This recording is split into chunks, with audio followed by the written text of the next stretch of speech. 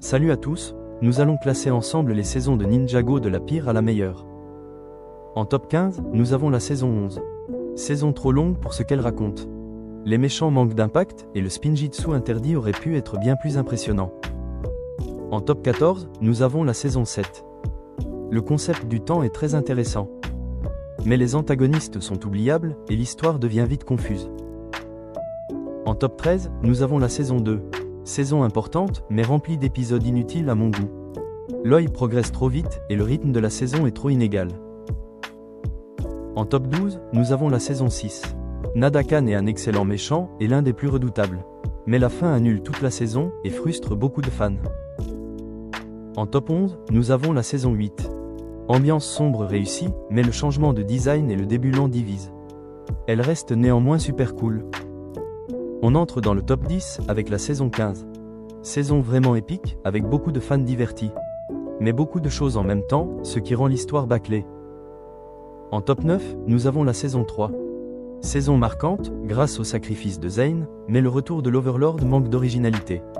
Par contre, les armes sont bien designées. En top 8, nous avons la saison 4. Concept génial et contenu mémorable, par contre le méchant n'est pas assez menaçant je trouve. En top 7, nous avons la saison 5.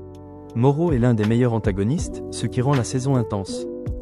Les différents costumes des personnages de cette saison sont juste géniaux. En top 6, nous avons la saison 10. Saison courte, mais efficace. Elle conclut parfaitement la trilogie Oni, voire même une grande partie de l'histoire de Ninjago. En top 5, nous avons la saison 1. Très nostalgique, elle pose parfaitement les bases de l'univers et des personnages. Elle reste néanmoins trop simple, pour pas mal des fans. En top 4, nous avons la saison 12. Originale, bien rythmée et fun à regarder, avec un univers de jeux vidéo très bien exploité. Mais la fin est plutôt décevante. On entre dans le podium avec la saison 13. Le méchant et les 3 nouveaux héros rencontrés dans cette saison sont vraiment pas mal. Et l'ambiance sombre rend cette saison mémorable. En top 2, je mets la saison 14. Le développement de Nya est juste dingue, une émotion forte se dégage dans cette saison. Et Woira était un monstre attendu depuis longtemps. Et enfin, en top 1, je mets évidemment la saison 9. Cet univers post-apocalyptique, avec les dragons ajoutés à cela, est juste incroyable. Et il y a cette fin de dingue avec les dragons qui maîtrisent le colosse de pierre, et Lloyd qui a vaincu son père. Dis-moi ta saison préférée en commentaire. Si tu as aimé la vidéo, n'hésite pas à liker et pense à t'abonner pour plus de vidéos comme celle-là.